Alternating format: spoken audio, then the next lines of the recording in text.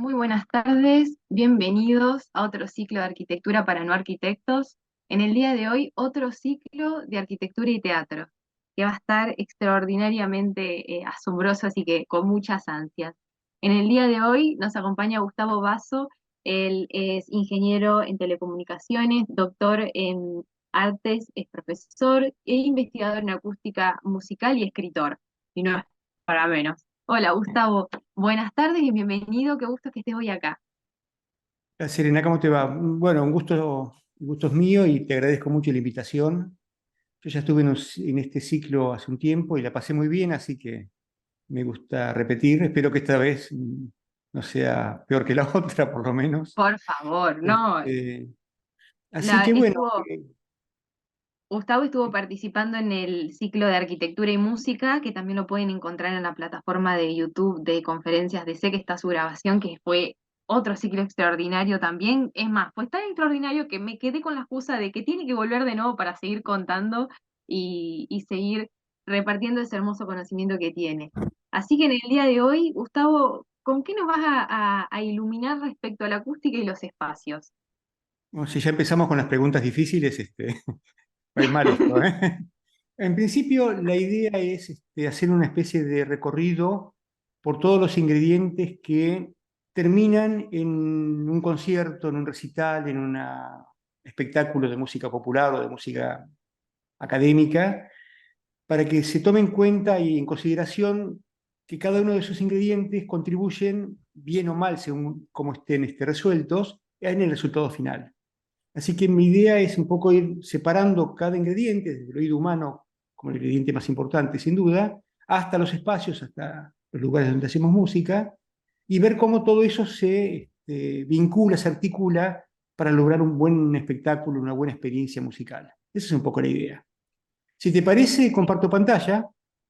Dale, dale. Los participantes sepan que tienen tanto el chat como si quieren hacer alguna consulta o algún comentario, lo que gusten, pueden también activar el micrófono. Así que cualquier cosa, más que bienvenido a su participación. Te escuchamos, Gustavo, ya se ve perfecto. Me pareció muy pertinente lo que dijiste, Serena, porque si alguno quiere preguntar, esto que no sea una charla tan aburrida de un solo tipo hablando, sino que estoy abierto a cualquier tipo de interrupción, que me gusta mucho además cuando hay interés. Así que el que quiera levanta la mano y vos te das cuenta y me avisas. Totalmente, tal cual, exacto. Son libres de participar, que es lo que más nos gusta. Bueno, obviamente este tema acústica de espacios para música es infinito, hay bibliotecas enteras de cada parte. Y como en una hora no se puede ver algo infinito, tampoco ni en mucho tiempo se podría, la idea es analizar un poco los componentes básicos de una cadena acústica que terminan en un concierto, en un recital. Y obviamente, que tenía que poder bajar, ahí está. El primer componente y más importante somos nosotros. Acá puse el oído humano, pero en realidad debería haber puesto el sentido de la audición, que es una cosa muy compleja que todos tenemos en general como en funcionamiento y que empieza en la oreja, como estas dos orejitas del nene tan simpático que hay a la izquierda. Esas orejas, aunque parezca mentira, no son simplemente para colgarse los anteojos. Tienen funciones acústicas muy importantes. Por ejemplo, la forma que tiene, la del nene se ve bien, está mostrando que hay una dirección privilegiada que es de adelante. Cuando un sonido nos viene de atrás, la oreja tapa esos sonidos, los enmascara, y nos damos cuenta por eso que está de atrás el sonido. Tenemos tan entrenado nuestro oído personal con todo nuestro tiempo de vida, que identificamos perfectamente la ubicación de la fuente acústica, en gran parte por el conocimiento que tenemos de nuestras propias orejas, que se llaman en realidad pabellones auriculares, orejas un poco lunfa, ¿no? Pero bueno. Pero la oreja es el punto de entrada. No sé si se ve mi mouse o puede buscar algo un poco Sí, se ve más perfecto tu mouse. interesante. A ver si pongo puntero láser. Acá se ve más lindo, me parece. Así se ve, ¿no? ¿Esto lo ven? Sí, se ve perfecto. Perfecto. Sí, La oreja sí, obviamente se es ve el el punto rojo. canal de entrada a todo este complejo enorme que es el oído periférico o sentido de la audición periférica, que tiene una cantidad enorme de complejísimos mecanismos, que empieza con el conducto auditivo externo, es este conducto donde los chicos se ponen el lápiz y pastillas y esas cosas, con horror de las madres, unos huesitos que son los más chiquitos del ser humano, el martillo, el yunque y el estribo.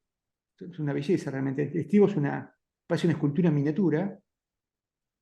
Y acá adentro está la maravilla, lo que se llama oído interno, está esta estructura que se llama cóclea o caracol, donde ahí hay células muy especializadas que transforman la vibración que llegó por acá, por el oído, en impulsos nerviosos. Es muy parecido a lo que hace la retina en el ojo, que traduce los fotones en un impulso nervioso que va a ser decodificado en el cerebro. Y este es el comienzo de la cosa. Este nervio que sale acá, que es el octavo par craneal, o nervio auditivo, va por acá, por acá, por acá, y llega al cerebro. Y para llegar al córtex cerebral, lo que sería la corteza del cerebro, que tiene un montón de áreas especializadas en sonido, pasa por un montón de filtros previos. Esos filtros, por ejemplo, según está estudiado por los neurólogos, hacen que uno nunca deje de oír, pero sí deja de habilitar a la conciencia lo que no le interesa. Por Claro. ejemplo, estamos durmiendo y hay ruidos naturales o normales en nuestra vida cotidiana de noche. La heladera que se prende, algunos ruidos de la calle, el gato, eso no nos despierta. Lo estamos oyendo, pero este sistema preconsciente dice, esto es normal. Ahora, si entra una persona a la habitación y hace un ruidito en un paso, saltamos en la cama. Porque ese sistema preconsciente dice, acá viene el psicópata a matarnos. Entonces uno se levanta, Hay sale un ruido corriendo. desconocido. Exactamente. O sea que el sentido de la audición, que termina, y quizá en su parte más importante, en la corteza cerebral, es un sentido que no para nunca, nunca lo dejamos de desactivar, nunca lo desactivamos, y que tiene, por la anatomía de las orejas, tiene una visión estereoradial, o sea, los 360 grados que nos rodean, de acción, muy diferente a la vista. Si el psicópata nos viene a matar por atrás, no lo vemos, pero lo oímos. O Tal sea, cual. para psicópatas, asesinos, el oído es mejor que la vista, en un punto. Eh, pero claro, la teoría antigua del oído decía que esto, o la oreja, era una especie de micrófono que le mandaba información al cerebro. Esa era la teoría clásica, digamos, ¿no? Ahora sabemos que nuestro sistema auditivo es más bien el cerebro que va a buscar la información al oído. Y hay células que son movidas desde el cerebro, dentro de la cóclea, que van a tratar de identificar los sonidos que más nos interesan. Y esas células se educan muchísimo. Ustedes son más que nada arquitectos, voy a correr un poquito esto, acá está. Ustedes son más que nada arquitectos, pero los músicos sabemos que el oído es muy educable. La educación auditiva no es broma. Uno cambia hasta anatómicamente el oído cuando se lo educa. Un músico profesional puede escuchar en una orquesta con 100 instrumentos una línea de un oboe en pianísimo. Y eso se entrena. Se entrena, por ejemplo, el oído para un lenguaje determinado, un idioma determinado. Si uno oye un idioma que no conoce, muy diferente al nuestro, por ejemplo, el chino mandarín, que yo no conozco, quizás algunos de ustedes sí, me sería casi imposible distinguir entre todos los fonemas del chino mandarín. Me parecieron todos parecidos.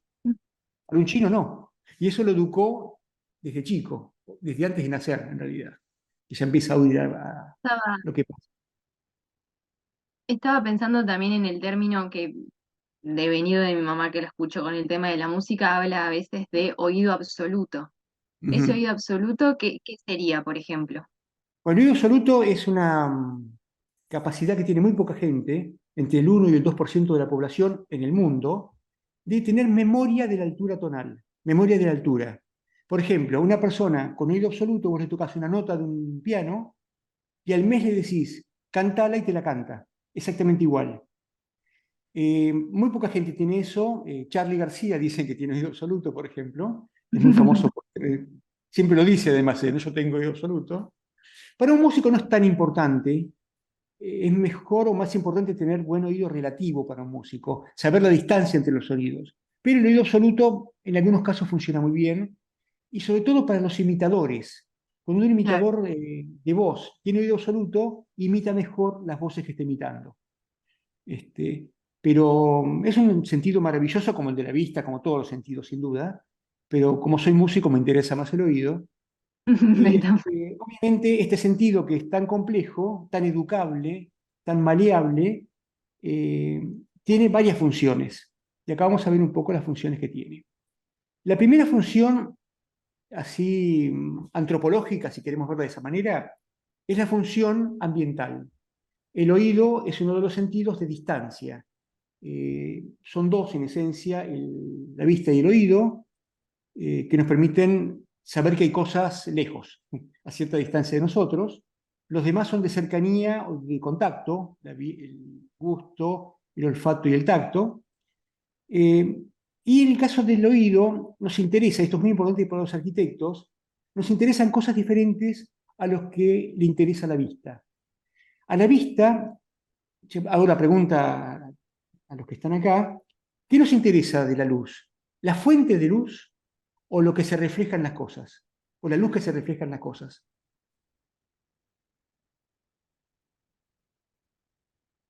¿Qué les parece a ustedes?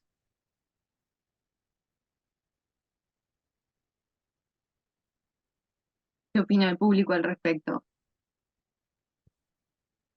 Piensen que No sé si se cuando está escuchando. evolucionamos solamente había dos fuentes de luz, el sol y la luna. Después aparecieron otras, pero al principio era eso. Y nadie está mirando el sol, ya salió, ya está. Nos interesan los reflejos.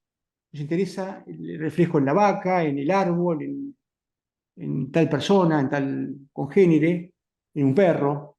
Entonces, toda la estrategia de la vista, que es muy importante para los arquitectos, se basa en los reflejos. La vista está enfocada cognitivamente, a nivel de Gestalt, de la teoría de la Gestalt, en los reflejos.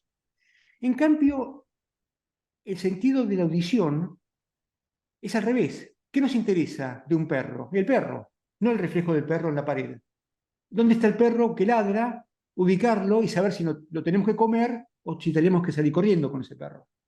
Pero en esencia, y sí, eso pasaba antes, en esencia nos interesa como oyentes la fuente, no los reflejos. Exactamente lo contrario. Y dentro de esa estrategia tan importante, nuestro sentido de la audición tiene una amplia gama de frecuencias y de intensidades que puede oír. Acá tenemos en el... A ver si me fue la cosita esta. Acá está. Ahí la Tenemos una veo. amplia gama de frecuencias, entre la más grave serían sonidos más graves, el bajo eléctrico, el contrabajo, la parte izquierda del teclado del piano, por acá, hasta por acá, que son las notas más agudas que podemos oír, tenemos un rango inmenso de frecuencias, inmenso. Hay animales que oyen por debajo de nosotros, como este elefante que está acá, que oyen más grave, el elefante, las ballenas, animales muy grandes en general, o animales que oyen mucho más agudo que nosotros, perros y gatos oyen un poco más que nosotros, por eso los silbatos de perros, o murciélagos, delfines, que tienen un rango de frecuencias enorme, pero no nos interesan hoy, precisamente. Lo interesante es que como la información ambiental es holística, los dos hemisferios del cerebro trabajan juntos para detectar y descifrar qué está pasando afuera. Es Ujú. lo que se llama un sentido holístico en cuanto a la información ambiental. Esta sería la primera de las funciones del sentido de la audición. Saber qué pasa fuera de nosotros. Obviamente estamos suponiendo filosóficamente que existe una afuera, pero ponernos a discutir esa hipótesis sería un poquito larga. Así que la dejamos de largo, la pasamos de largo por ahora. Para otro ciclo. Por ahora, digamos que el exterior existe, existen las vacas, los árboles y los perros, para nosotros. El segundo, esto es me olvidé de esta diapositiva, es muy interesante una afirmación que uno oye mucho, que los animales tienen un oído más sensible que nosotros. Y es cierto en cuanto a la frecuencia, hay animales que oyen más agudo o que oyen más grave que nosotros. Pero en cuanto a la sensibilidad, no es cierto. Nosotros tenemos un oído tremendamente sensible, que en las frecuencias donde somos más sensibles, que son las frecuencias de la voz humana, porque estamos sintonizados el oído y la voz más o menos en la misma zona, por una cuestión de comunicación biológica. Más o menos por los 1000 Hz tenemos muy buena sensibilidad. En esa frecuencia, que es más o menos el medio del teclado del piano, no es ni muy agudo ni muy grave, está en el medio, somos posibles de oír una presión acústica de 20 micropascales, que pasa, o sería 0 decibel, hablando en decibeles, que sería que una molécula se está moviendo con una vibración de 0,1 Armstrong o 0,01 nanómetro. Eso es un décimo del diámetro de una molécula de hidrógeno. La molécula de hidrógeno es la más chiquita que hay. Tiene un protón y un electrón nada más. O sea que con ese movimiento de nada ya empezamos a oír. Tenemos un oído increíblemente sensible. Obviamente, lo que no tenemos nosotros con respecto a algunos animales, como este zorro tan divertido que está acá abajo, es la posibilidad de enfocar las orejas, porque no se mueven nuestras orejas, en la fuente acústica. Entonces, bueno, salvo que hagamos estas cosas, comidas raras, no tenemos esa capacidad. Pero en sensibilidad, ningún animal puede ser más sensible que nosotros. Si fuéramos más sensibles, oiríamos el ruido térmico del aire. O sea, oiríamos la temperatura, que sería una locura. Tenemos tan sensible el La verdad que oído sí. como podemos tenerlo. Si alguno de ustedes tiene perros o gatos, estos animales, y este zorro, por supuesto, no solamente pueden seguir con sus orejas una fuente acústica, sino que si uno le hace dos ruiditos distintos, siguen con cada oreja una mano. Lo cual es increíble. Para nosotros es Sí, imposible imposible, de pensar básicamente. eso. Y ellos lo hacen con gran habilidad realmente, ¿no? Bueno, la segunda función importante del oído, función absolutamente vital para el ser humano, que nos define como ser humano, porque el ser humano en cierta medida comenzó a hacerlo con el lenguaje, aparentemente, según los expertos, y hay muchos datos al respecto, la capacidad cognitiva del lenguaje apareció hace unos 70.000 años, cuando éramos cromañones en medio de las glaciaciones. Apareció de golpe, no se sabe bien cómo, pero se ha descubierto por, obviamente, la simbología de las pinturas rupestres o de los elementos que aparecieron, que ya implicaban una comprensión y un nivel de abstracción muy grandes en esas personas, esas cromañons, y además por análisis genético. Se descubrió hace unos años, unos 15 años, el gen de la sintaxis, de la gramática. Les cuento esto medio rápido. Una familia muy numerosa en Inglaterra, la zona de Essex, tenía muchos parientes que no podían hablar. Tenían el oído perfecto, tenían todo bien, pero no podían hablar porque no podían comprender la gramática, los verbos, digamos, cómo estructurar una oración. Sí entendían las palabras sueltas, como los perros o los gatos, casa, vaca, árbol, agua, pero no podían armar por ejemplo, quiero agua a la tarde, una cosa así. Imposible. Se estudió genéticamente a partir del genoma humano que se descubrió, que se decodificó hace no mucho, y se encontró que le faltaba un gen a estas personas. Ese gen se lo llama el gen de la sintaxis en este momento, y estudiando la evolución del gen de la humanidad, se encontró que ese gen apareció hace 70.000 años, coincidiendo con la misma fecha de la aparición de pinturas o de elementos con carga simbólica abstracta. O sea que esta fecha de los 70.000 años no es broma, está bastante, es una buena hipótesis en todo caso. Y lo interesante es que para la palabra necesitamos muy poquito de todo lo que teníamos antes para el ambiente. Muy, muy poquito. De hecho, con los teléfonos, los primeros teléfonos de Alexander Graham Bell, tenían de 300 a 2000 Hz, iban más o menos, poquísimo, una cosita de por acá. Y con muy poquita amplitud, porque eran micrófonos de carbono, que prácticamente no tienen, entre lo más fuerte y lo más débil, es casi nada, muy poco rango dinámico. Y sin embargo, con esos teléfonos, la gente se podía comunicar perfectamente, y no solo eso, podían comunicarse e identificar al hablante. Si me llamaba mi tía Enriqueta o mi tío Pancracio, yo me daba cuenta quién era.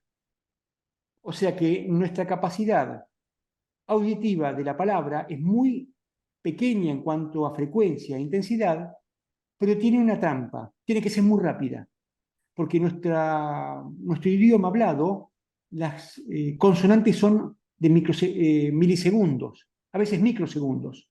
Entonces hay que procesar esa información en tiempo real muy rápido. Por eso es que la palabra no es holística, se decodifica casi toda en el hemisferio izquierdo del cerebro. Acá tenemos estos dos núcleos, el núcleo de Broca y el núcleo de Wernicke, que son donde aparentemente se procesa casi toda la información oral de comunicación. Gu- De hecho, Gustavo, sí, yo no, hay una hermosa consulta de Cristian que de hecho lo invito también si quiere prender el micrófono y hablar en el chat. Y mirá lo que te consulta respecto justamente a lo que estuviste hablando recién del oído en relación a ciertos animales, al humano y a las frecuencias en sí. Él escribe: Hola a todos y todas, desde Chile, Cristian Ortega, arquitecto chileno, agradecido de la invitación y de la sala misma. Muchas gracias, Cristian, por estar hoy acá. A Gustavo quería que me sacara de dudas. Si sabemos que sorprendentemente la Tierra vibra a la misma frecuencia de resonancia que el hipotálamo humano y de todos los mamíferos terrestres y marinos, que también vibran a 7.83 Hz, mientras que el ritmo alfa, 9, 10, 11 Hz, varía de una persona a otra. La frecuencia de 7.8 es así, porque en tema energético universal de medición, se capta un nivel superior que debe pasar la Tierra en ese tipo de vibración. No sé ¿y cuál es la si, pregunta exactamente? a ver, voy a ver si Cristian ahí quiere prender el micrófono y compartirnos su duda.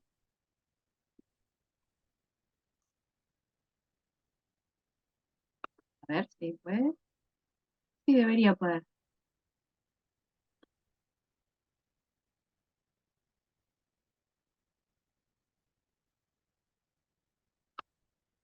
A ver si está escribiendo.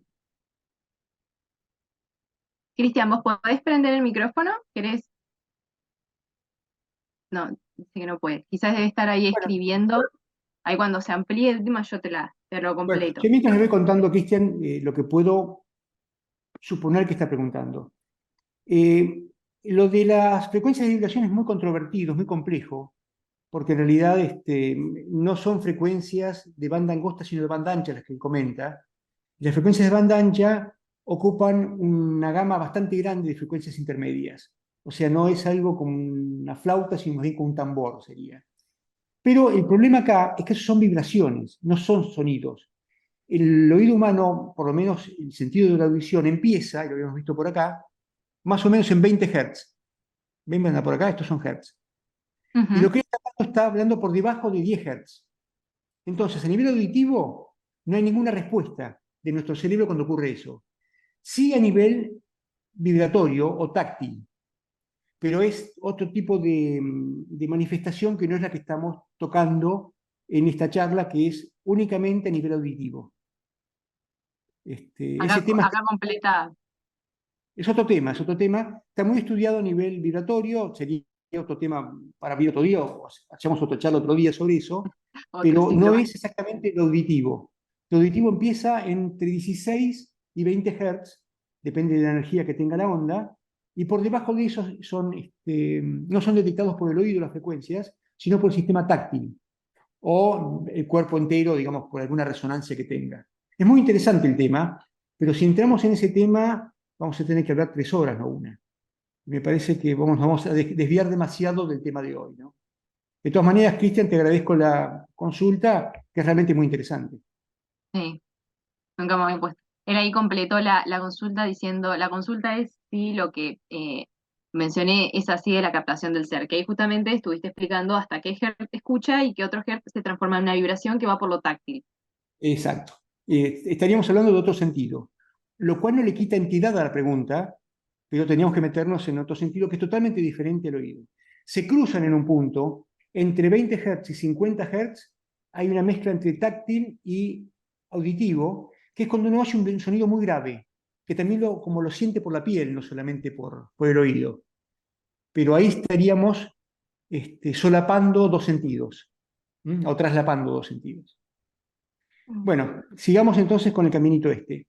Y la música se queda en el medio. Tiene mucho más rango en frecuencias y en intensidad que la palabra, pero nunca tan grande como toda la capacidad que tenemos de nuestro oído ambiental. La música es un sentido holístico también, usa los dos hemisferios, pero cuando hay una canción donde hay información hablada e información musical, ahí se arma un lío bárbaro. Y parte es procesada por el hemisferio izquierdo y parte por los dos. Por eso que a veces cuando uno oye una canción, es difícil seguir en igual nivel de profundidad la música y el texto. A veces uno tiene que opta por una u otro. Cuando conocemos la canción no hay problema, porque ya la recordamos. Pero la primera vez, cuando escuchamos algo por primera vez, tendemos a focalizar más en el texto o más en la música. Porque las dos cosas a la vez nos cuesta muchísimo. Una cosa así interesante que esta especie de huevo de la música se está corriendo para arriba, de a poco.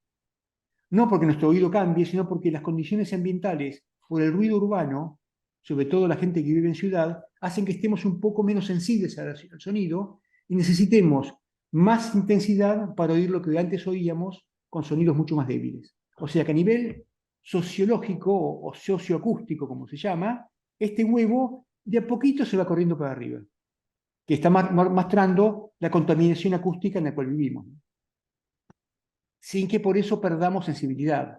No es un problema médico, sino sociológico.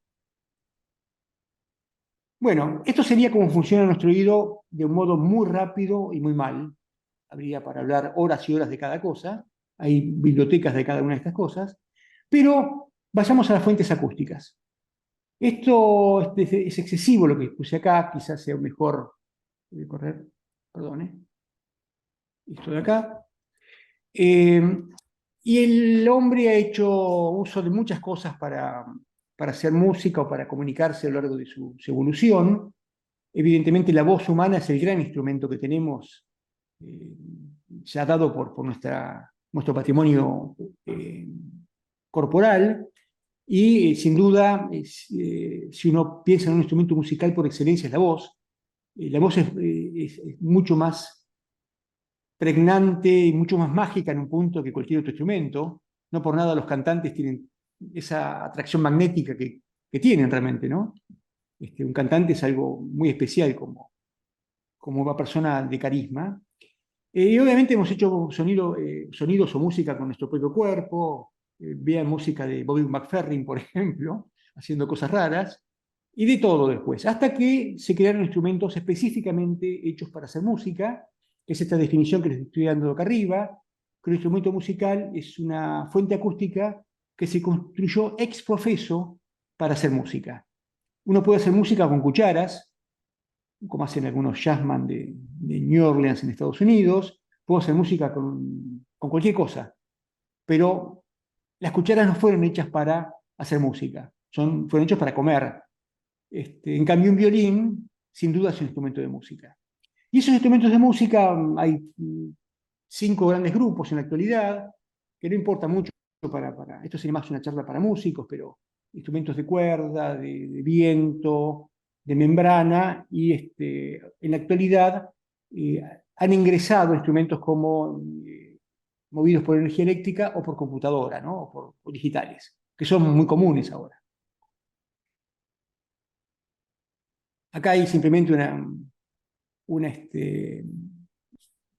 cantidad de instrumentos de cada grupo, pero no es el caso estudiarlos acá, pero sí el caso es que los instrumentos eh, son muy diferentes entre sí, cada familia tiene sus características, y hay dos grandes grupos de instrumentos, dos grandes grupos, que se pueden dividir. Los instrumentos que sostienen el sonido, como la voz humana, que uno puede hacer una nota, tiene que respirar, pero salvo la respiración puede durar bastante.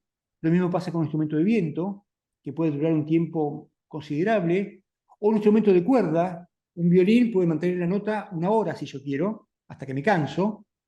Y otros instrumentos cuyo sonido decae naturalmente, como por ejemplo un tambor. Un tambor, si yo lo golpeo, el sonido automáticamente cesa por extinción de energía. La única cosa que puede hacer el instrumentista es repetir el golpe de tambor, hacer un trémolo, un redoble, pero cada golpe va a durar poco. Instrumentos que duran poco luego de ser excitados, tenemos la guitarra, el piano, los instrumentos de percusión, un montón. Y los otros, en general, tienen la posibilidad de mantener el sonido estable el tiempo que quiera el instrumentista o un tiempo largo por lo menos. Obviamente, los instrumentos generados eléctricamente tienen esa condición de, mientras estén enchufados y andando el generador, pueden durar infinito en teoría, ¿no? Y acá tenemos simplemente una muestrario de instrumentos del siglo XX, porque los tradicionales estaban en la placa anterior y los conocemos todos. Pero han aparecido instrumentos muy interesantes en el siglo XX, como el teremín de León Teremín. El teremín capaz que lo vieron ustedes en la película La Niña Santa de Lucrecia Martel. No sé si la conocen, pero había ahí un personaje que tocaba el teremín, personaje que le va bastante mal en la vida, pobre, pero no culpa del teremín, sino culpa de la vida. Después el sintetizador Moog, con su creador, Robert Moog, que fue muy famoso en la década del 60, que lo usaron hasta los Beatles en su momento. Después las ondas Martenot, un instrumento también muy, muy especial. Hay tres personas que tocan onda Martenot profesionalmente en el mundo en este momento, que se la pasan dando giras, tocando las obras que se compusieron para eso. Hasta Ah, ahí. eh, es acá- como que se ve desde acá, como parece tener el teclado de, a ver, no, tiene teclas como un piano y hay me interesa como el medio círculo que sí, sale, que entiendo que debe tener alguna función de vibración o algo por el estilo. exactamente. Vos le acercás la mano a eso, se la alejas y cambia el timbre. Ah, Entonces, como mira, vos vas haciendo como esas cosas así cuando prestaste una nota. Es una cosa muy loca. mira, Estos o sea, instrumentos se tiene un ponen teclado y uno comienza con una nota y empieza con la vibración de esa exactamente, frecuencia a alterarse, devenido alterarse si tiene, exactamente, claro, algo cerca o no con que chocar. exactamente. Si Increíble. quieren oír estos instrumentos, ponen en YouTube Onda Martenot, o ponen los nombres y les va a aparecer música tocado por tipos que tocan muy bien además. O sea, todos estos instrumentos tienen virtuosos. Por supuesto, la guitarra eléctrica tiene al muchacho Jimi Hendrix, el prócer de la guitarra eléctrica, pero así como un Jimi Hendrix de la guitarra eléctrica, hay un Jimi Hendrix de la onda Martenot, otro del Moog, otro del Theremin, y obviamente el instrumento que ha dominado nuestro mundo, y cada vez lo va a hacer más, porque es así, es la computadora o lo que se llama audio digital, que ya es mucho más aburrido porque es un parlante y una máquina, pero que tiene posibilidades poco menos que infinitas, ¿no? Y en la actualidad, con la inteligencia artificial, que está muy en sus primeros pasos, esto va a ser cada vez más. Hoy en día se hace cada cosa con inteligencia artificial que no se puede crear, en todos los campos. Y va a afectar la arquitectura, la acústica, la música, toda nuestra vida. Yo soy bastante apocalíptico en ese punto. Así que Ah, cambiemos yo de te tema. comparto. No, no, yo en ese sentido también te comparto. Hay Ah, sí, ciertas sí. cosas que Da miedo, análogas da del miedo. pasado que me parecen muy primordiales como para que la pierda. Uno puede tener la tecnología para hacer fácil ciertas cosas, ¿no? Como una herramienta, pero el día que se vuelve una necesidad, ya ahí cruza un límite, Sí, sí. porque en la facilidad, ¿no? Fíjate que es muy diferente la experiencia de alguien que va y se educa a partir de saber tocar X cantidad de instrumentos y hacer todo y estudiar lenguaje musical, etcétera, etcétera, capacitarse así, a encontrarlo todo en una computadora, ¿no? Cuando estábamos hablando de los oídos, de hecho, sabes que pensé en un momento comentarte, pero no quería desviarme mucho, que hoy en día también tienen otro fenómeno de agresivo los oídos, que son los auriculares. Sí, totalmente. Estas, antes teníamos no sé cómo se le llama al gran, bueno, a la boca bueno, del tocadisco, Mm. que era como la gran bocina, pero no sé cómo se llama eso. Después pasamos un parlante eléctrico y ahora unos auriculares que cada vez vienen en un formato que más dentro del oído ingresan, ¿no? Más Pues teníamos agresivos. los que eran así. Claro, y ahora tenemos el piquito que va adentro y un volumen de un aparato abismal, la verdad, ¿no? Cómo se puede llegar a dañar también así. Pensaba me hacía reflexionar con la importancia que le daba a la sensibilidad del oído. La de tecnología está buenísimo que avance, pero mientras que no lo lleve puesto al ser humano, estaría bueno que tenga como un límite. Sí, sí, totalmente de acuerdo. Bueno, el hecho de la hipoacusia es una epidemia en este momento. Hipoacusia provocada por ruido, no por enfermedades. Y Mm, hay audífonos para hipocúsicos para nenes de 2, 3, 4 años, adolescentes. Cuando yo era chico, hace bastante tiempo, no se rían, un audífono era una cosa de una persona mayor. Ahora hay audífonos para nenes. Y es por este tema que contás vos. Pero es un tema obviamente muy largo. Y bueno, veremos qué pasa en el futuro. Yo estoy un poquito preocupado, lo único. sí, Bueno, totalmente. estos Acá hay, instrumentos, perdón, los, te termino de interrumpir con otra. dale, Ahí dale. voy a ver a solucionar, Cristian, el problema. Hay otra acotación que hace Cristian que dice, trato de poner el sonido, pero me indica el administrador. Pero lo que indica Gustavo se ve mucho en la arquitectura misma, la percepción, etcétera. Yo en lo personal, como arquitecto, pintor, ufólogo, DJ de música electro y reikiano, multirrubro, Cristian, Bien. terrible. Trabajo mucho con la vibración y el sonido, más aún en lo que es el ser humano, claro, en la recepción del ser humano y la percepción. Esta frecuencia la podemos llevar al diseño mismo, tipo se muestra mucho cuando formo la arquitectura high-tech, claro, pero vemos esto, por ejemplo, como indicaba yo, claro, eh, hay de lo natural que lo conformamos a lo material y el uso de las personas, la acústica, el eco, la percepción, el rebote, totalmente. Esto se condiciona muchísimo voy a solucionar yo el tema de que puedan compartir, pero es muy interesante lo que mencionas. Obvio que la acústica y la percepción y la exposición dentro de la arquitectura es todo un tema. Es muy lindo cuando construye, pero el tema de vivirlo y vivirlo, digamos, como en paz con las necesidades que uno tiene, a veces eso se torna complicado, pero coincido totalmente con tu visión. Y Cristian, una experiencia choqueante es ir en Buenos Aires a un restaurante, por ejemplo. No se puede hablar, no se puede hacer nada y tienes ganas de irte más que nada, comer e irte, ¿no?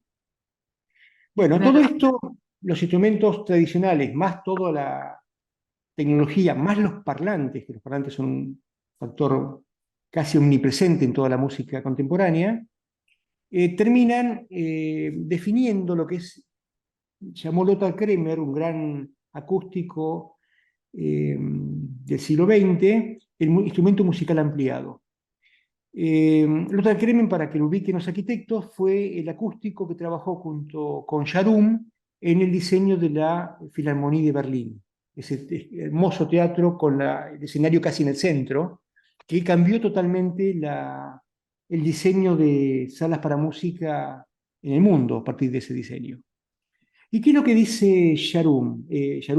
Perdón, Lothar Kremer, que era el colega de Sharum. Dice que un violonchelo, por ejemplo, violonchelo común, no suena lo mismo en mi casa, o en una plaza, o en una estación de trenes, o en un teatro especialmente construido para eso. O sea que en realidad lo que le importa al otro Kremer es lo que recibe el oyente, el público, y ese sonido que recibe el oyente está condicionado por un montón de cosas, no solamente por el violonchelo o la fuente acústica, sino que fundamentalmente por el espacio en el cual ese instrumento está siendo interpretado. Y esto es muy interesante porque estamos cambiando el eje de los instrumentos al receptor de sonido, al oyente, al que está disfrutando de la música o de la palabra. Y acá hay un componente antropológico muy grande, o sociológico muy grande, que es la expectativa del oyente frente a lo que está escuchando. Es decir, no solamente oímos lo que está físicamente fuera de nosotros, sino que lo estamos comparando con nuestra memoria, con nuestro banco de datos de sonidos previo. Entonces, la audición final, lo que realmente disfrutamos o experimentamos mentalmente cuando oímos música es una mezcla de cosas de afuera y cosas de dentro. Esto es lo que se llama, según Lothar Kremer, el instrumento musical ampliado, y es un componente vital para entender lo que es la música en un espacio determinado. La música no es autónoma del espacio, están vinculados profundamente, y no podría ser de otra manera. Bueno, y después aparecen los espacios acústicos. Tenemos la fuente, el oído, que es la gente, tenemos las fuentes acústicas y tenemos lugares. Me fui para el otro lado, ahí está. Y en general, el ser humano ha usado muchos espacios para hacer música a lo largo de la historia. La primera sala de conciertos, entre comillas, que se conoce, es una caverna de hace 35.000 años más o menos, donde se encontró una flauta. Una flauta muy antigua, por supuesto, hecha por un cromañón. Después les vamos a hablar un poquito más de eso, pero sería, según los documentos que hay paleontológicos, la primera sala de concierto, por lo menos llamado de modo cómico así, ¿no? Pero en un lugar con una acústica muy particular, donde se sabe que se hacía música porque se encontraron instrumentos, además de un montón de cosas que mostraban el asentamiento humano que había en esa cueva. Una cueva cerca de Ulm, en Alemania.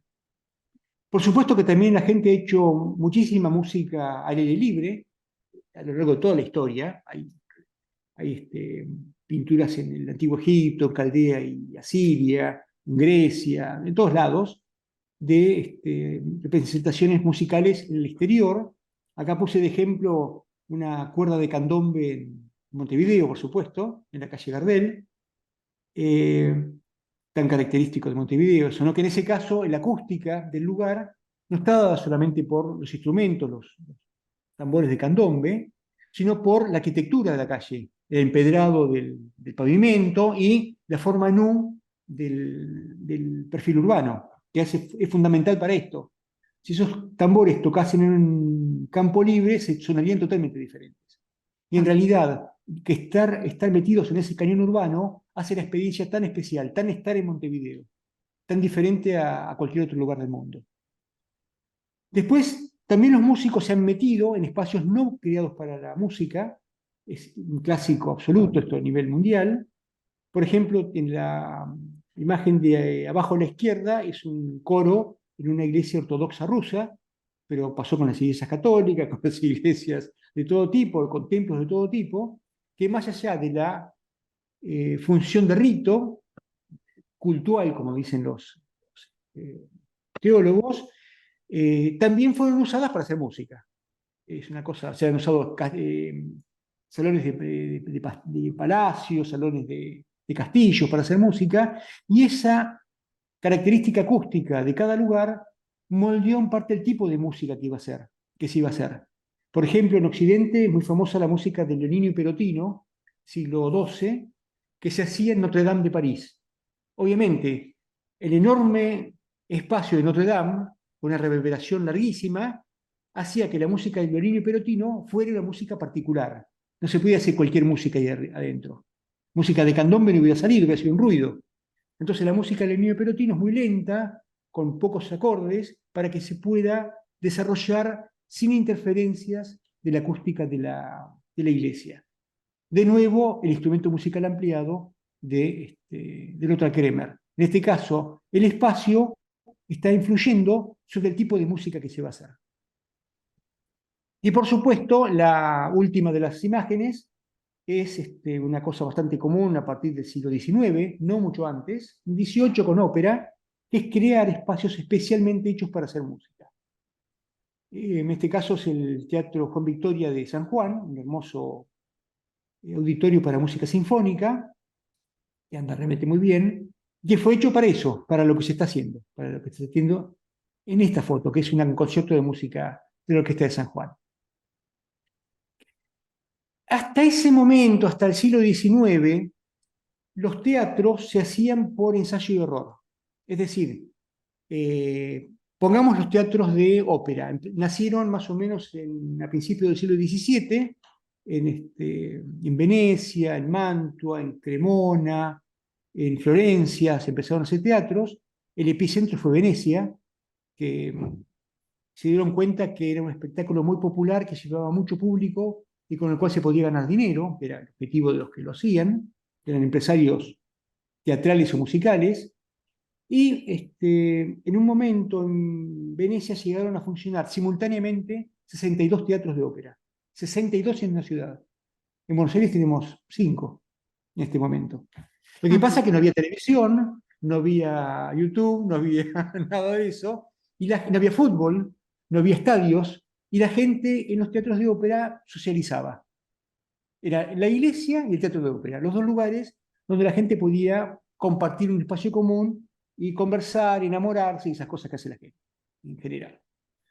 Este, y lo que pasó arquitectónicamente fue que hubo una especie de evolución darwiniana de los teatros. ¿Por qué digo darwiniana? Sobrevivieron los más aptos. En general, en un teatro, más allá de todo lo que es la arquitectura, la belleza y demás, el elemento que más se aprecia es la acústica. Un teatro de mala acústica nadie lo quiere. Y si se quema, quieren que hagan otro diferente, que no repitan el error. Al revés, cuando un teatro es muy bueno acústicamente, la gente pide que se lo repita, que se vuelva, después de un incendio, que se vuelva al teatro anterior.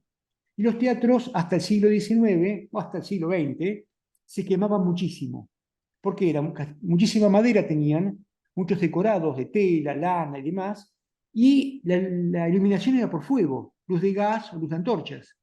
Era una bomba de fuego eso. Entonces los teatros se quemaban, la escala de Milán se quemó 4 veces, digamos, en 2 siglos. O sea, es Claro. muy raro el teatro que no se haya quemado. Por suerte en Argentina no ocurrió tanto porque no vivimos tanto la época de la luz de gas o la luz de antorchas. Ya empezamos con luces más amables, digamos, ¿no? Pero eso ocurría siempre.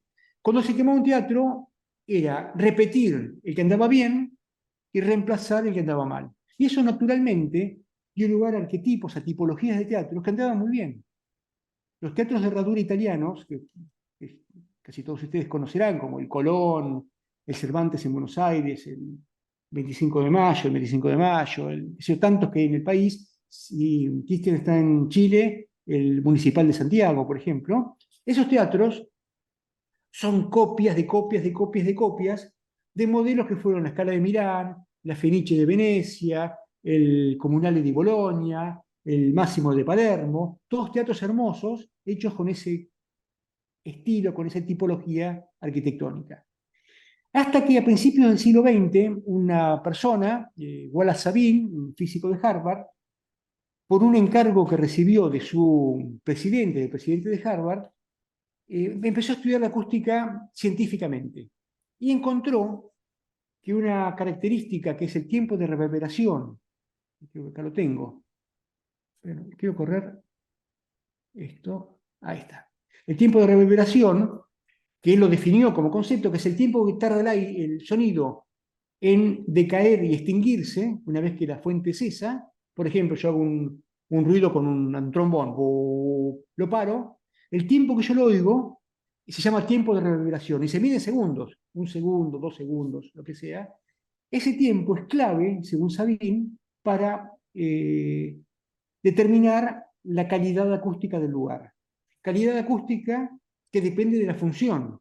Si es un lugar para hacer teatro o para una conferencia es una cosa, si es para hacer ópera es otra, y si es para hacer música sinfónica es otra.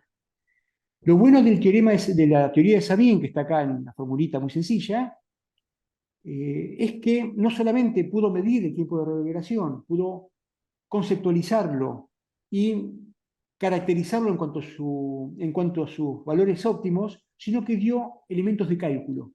Creó un método de cálculo matemático que permitía a los arquitectos predecir el tiempo de reverberación antes de construir una sala.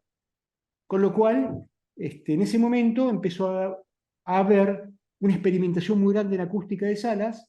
Piensen que esto ocurrió antes de la Primera Guerra Mundial y hubo una explosión de arquitectura entre la Primera y la Segunda Guerra Mundial por las estructuras de acero, bueno, ustedes lo saben mejor que yo eso, Ujú. Vivan der Rohe, toda esa gente que empezó a trabajar, Wright y Sí, qué sé yo qué. el cambio de la industria bélica a la construcción y el hecho del Exactamente. hormigón y el hierro que empezaron a salir en otra escala para la arquitectura, tal cual, sí. O sea, se dio lugar a poder hacer luces mucho más grandes en los Totalmente. techos. Entonces, esto le daba a esos arquitectos que tenían nuevos materiales y nuevas tecnologías una predicción acústica de cómo iban a funcionar esos lugares. Fue un golazo. Eh, eh, Wallace Sabine no solamente hizo este trabajo teórico, sino que arregló el problema que tenía Harvard, que era el Museo de Arte Fogg, que se escuchaba muy mal, lo arregló y tuvo tal éxito con ese arreglo que la ciudad de Harvard, de Boston, le encargó el diseño de su nuevo auditorio sinfónico, el Boston Symphony Hall. Lo hizo y fue un golazo increíble. Todavía es uno de los mejores auditorios del mundo. O sea, el tipo creó la teoría y demostró que funcionaba con un diseño propio. Bueno, la cosa me parecía la hostia para los acústicos y los arquitectos, pero con el tiempo, salvo Sabine, los otros arquitectos o acústicos que hicieron teatros con esta teoría no obtenían resultados tan buenos como los que se hacían tradicionalmente, con el método de repetir lo que andaba bien. Y bueno, se trabajó mucho. En la década del 60 hubo una crisis tremenda, se la llamó la crisis terminal de la acústica para alguna gente, fue que se hizo una sala, lo pueden googlear, el Philharmonic Hall de New York, en el Lincoln Center, en el corazón de New York, corazón del mundo en ese momento. Piensen que en la década del 60, post Segunda Guerra Mundial, el mundo estaba regido por el mercado bursátil de Nueva York, y en ese lugar donde estaba toda la plata del mundo, se hace un teatro con toda la plata del mundo y anduvo mal. Anduvo mal, mal. Ay, Dios. Sí, las orquestas no querían tocar en el teatro. Las orquestas, la New York Philharmonic, no quería tocar en el teatro porque andaba muy mal. Esto se llamó la catástrofe de la acústica porque se había hecho en base a la teoría de Beranek tal cual, que indicaba estas cosas, que según el tipo de sala, un estudio de radio, un aula, sala de conferencia, un cine o lo que sea, había un tiempo de reverberación óptimo. Después de esa catástrofe, los acústicos, sobre todo los investigadores universitarios, hay una frase muy linda de Schoenfeld que decía: se tiraron ávidos a diseccionar el cadáver acústico caliente de Philharmonic Hall, como si fuera un forense, ¿no? A ver qué pasó ahí, por qué se murió eso. Y lo que encontraron, bueno, que el tiempo de reverberación, que es muy importante, no alcanza a cubrir todas las características que debe tener una buena sala. A partir de ese momento, de la década del 60, se empezaron a agregar otros parámetros a la reverberación de Sabine, y en la actualidad trabajamos con aproximadamente 10 a 15 parámetros, simultáneamente cuando hacemos un teatro. Obviamente eso está muy por encima o muy lejos de esta charla, pero para que vean que la cosa es un poquito más complicada que el cuantito que les estoy haciendo. Y básicamente lo que se hace en la actualidad es, esto sería una persona cantando o hablando o tocando un instrumento en un escenario, y este sería un oyente. Lo que le llega al oyente es el sonido directo, que va por línea recta desde la fuente, eso es lo clásico, y le llegan un montón de ondas que rebotan en la pared de atrás, en el techo, en el piso y demás, que son estas que están acá atrás. Como nuestro sistema auditivo, ya lo habíamos visto, se focaliza en la fuente, uno no oye lo que está rebotando en las paredes y en el techo. Si lo oye es un defecto, es un eco, y es malo en una sala un eco. Pero uno no lo oye, ¿por qué? Porque nuestra mente los elimina inconscientemente.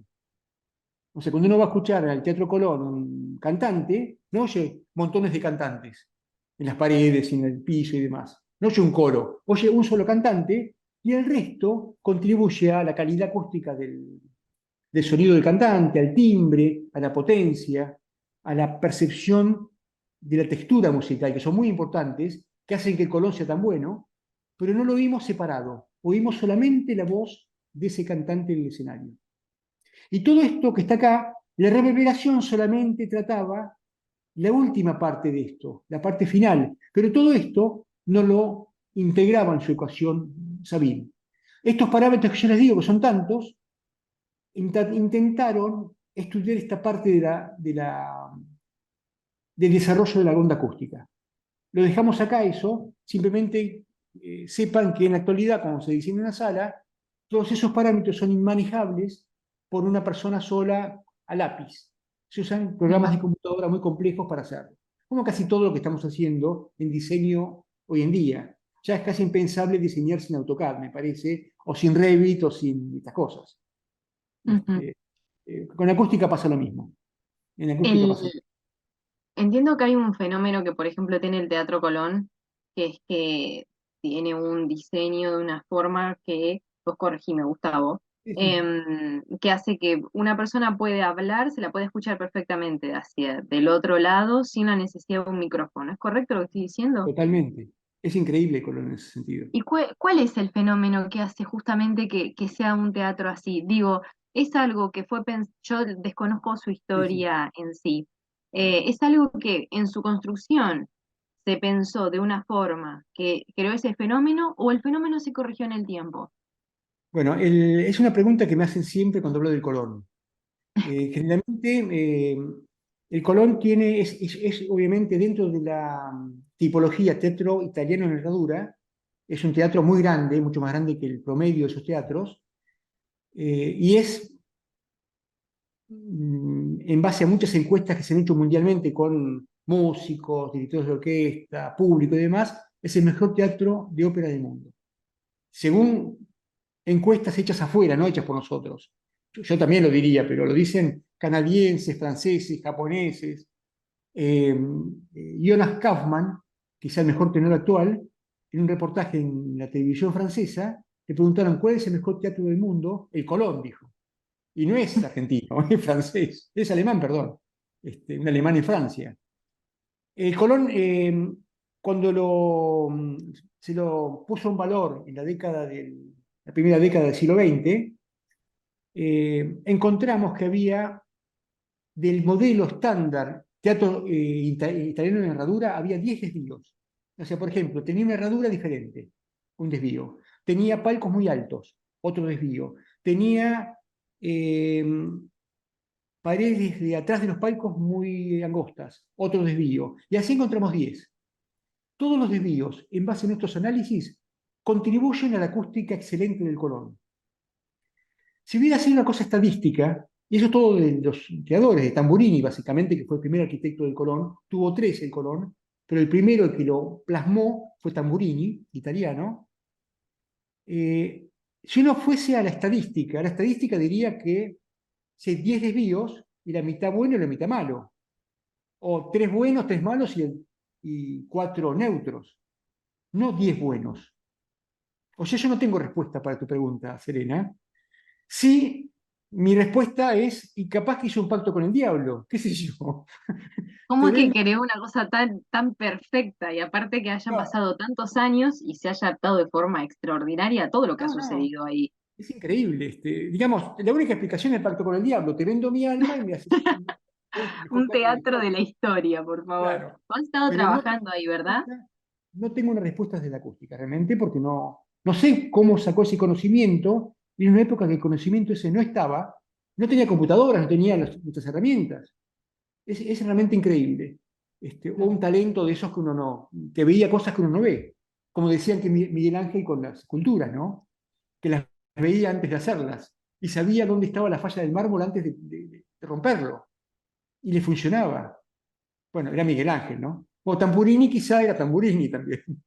Claro, no, no, también, pero el hecho de que haya podido, porque acá justamente que es a lo que lleva a nuestro vínculo en este caso entre la arquitectura y la acústica, qué increíble que lo haya podido proyectar y vislumbrar de esa forma y que pese a la cantidad de años que tiene, perfectamente. Entiendo que tiene sus temas de mantenimiento, etcétera, etcétera, pero hay una funcionalidad que tiene respecto a que uno pueda hablar y se lo escuche del otro lado que es extraordinario en ese sentido. Eso es Em, del Colón y lo tuvo siempre. Incluso en la actualidad, con cambios tecnológicos tan grandes que ha habido con el luminotecnia, sinotecnia y demás, siguen dando a la maravilla. Es un teatro mm, increíble. Por supuesto, que contribuye mucho, que se lo quiera mucho. La gente lo aprecia tanto el Colón, en todo sentido, que no admitiría que se lo maltrate. Y eso es una cosa a favor de nosotros como usuarios o como dueños, entre comillas, del Colón, en tanto a comunidad, digo, ¿no? Por supuesto.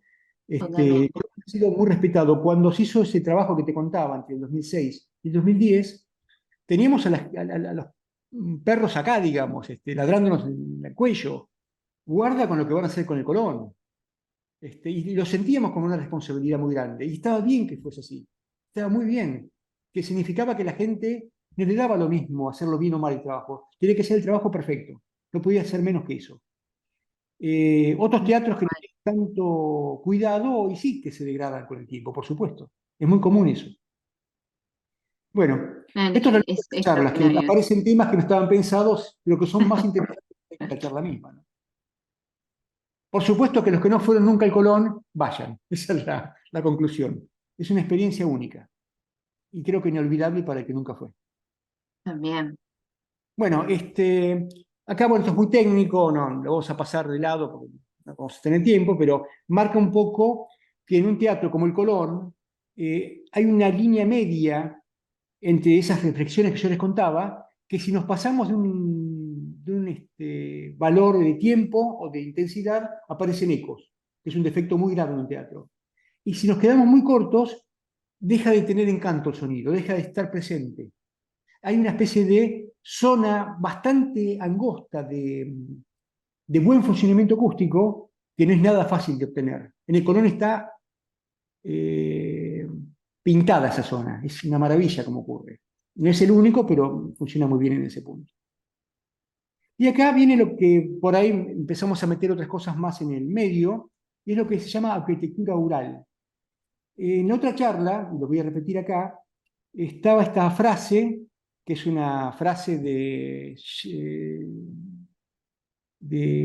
Linda Salter, que dice que la acústica no es una instalación, no es una cosa que se le agrega a la arquitectura, sino que es una manifestación de la arquitectura.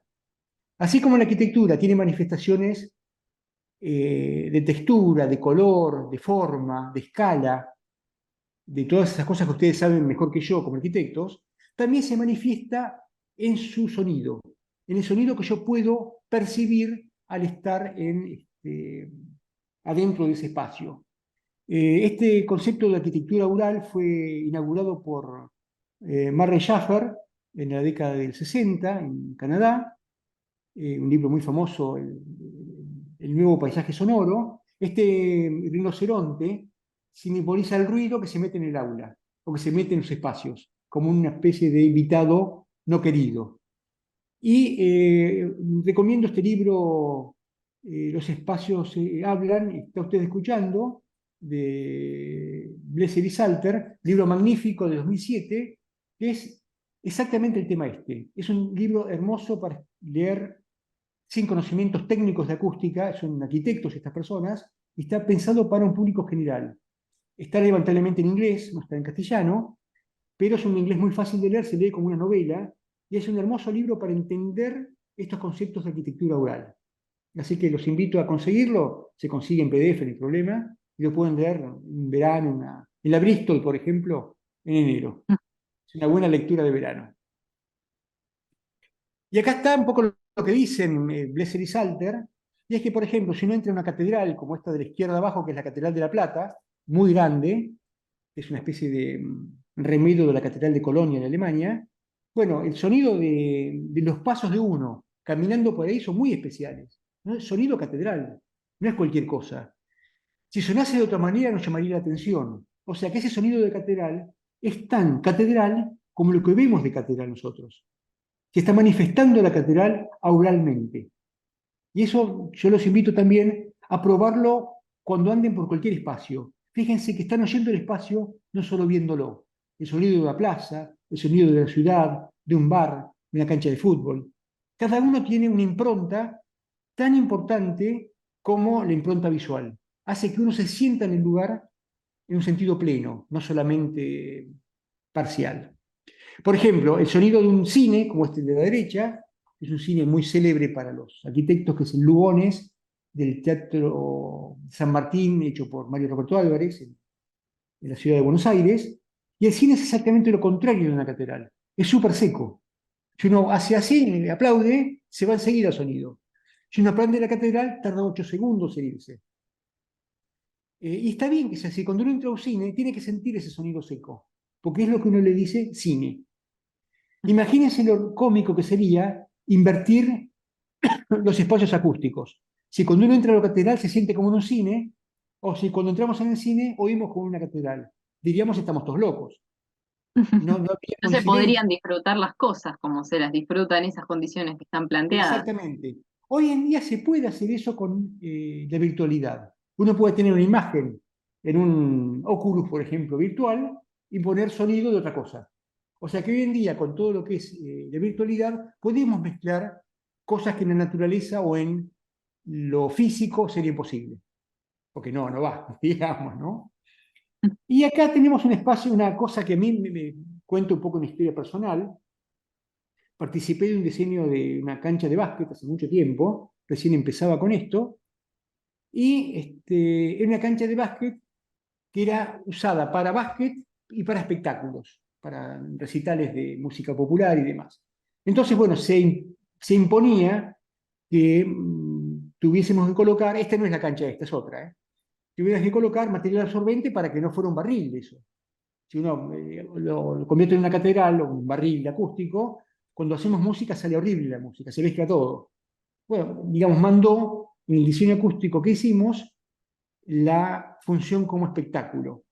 Pero la gente de básquet se quejó. ¿Por qué? Porque en el básquet quieren escuchar el rebote de la pelota contra el piso, o el chic chic de las zapatillas cuando resbalan los jugadores, o el ruido de las tribunas. Es parte del espectáculo de básquet. Con este tratamiento acústico, la cancha de básquet, cuando se le usaba como cancha de básquet, les parecía esterilizada, como si no tuviera toda Es la muy adrenalina pesado. que tenía que tener. Entonces uno aprende que esta impronta oral no es solamente que suene bien o suene mal, si es identitaria de la actividad. Obviamente una cancha de básquet con las características tradicionales, con el ruido de la pelota, el chuic chuic y todo eso, no sé si suena bien, suena cancha de básquet.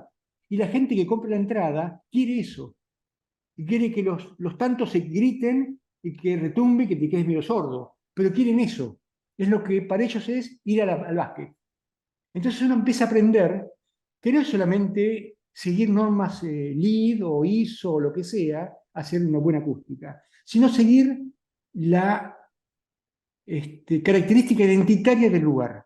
Hoy en día hay una disciplina que es la acústica del paisaje, que se dedica específicamente a eso, a recuperar y entender la entidad de cada tipo de paisaje diferente. Y son miles en la vida de uno, miles realmente, sobre todo los colectivos, ¿no? Lo que son las plazas, los lugares públicos. Y acá tenemos un acertijo que les voy a hacer a ustedes. Estos son 4 lugares con características visuales y acústicas diferentes. Yo les digo que hagan una barrera acústica, pero no visual. ¿Qué harían ustedes? Tengo una idea. A mí me A ver. gusta, he visto que funciona más que nada en el tema de los balcones, a veces porque tiene una gran exposición al ruido de la ciudad, el poner plantas, por ejemplo. Ujú. Eso sería una buena idea. Pero no hace una Lo haría- barrera. La planta te morigera un poco, te baja un poco el ruido. Yo quise una barrera, algo que pare la acústica, pero que no pare la vista. Ahí hay un ejemplo en esas 4 imágenes. que pare la música, pero que no pare Claro, la que pare vista. el sonido, pero que no pare la vista, lo que se ve.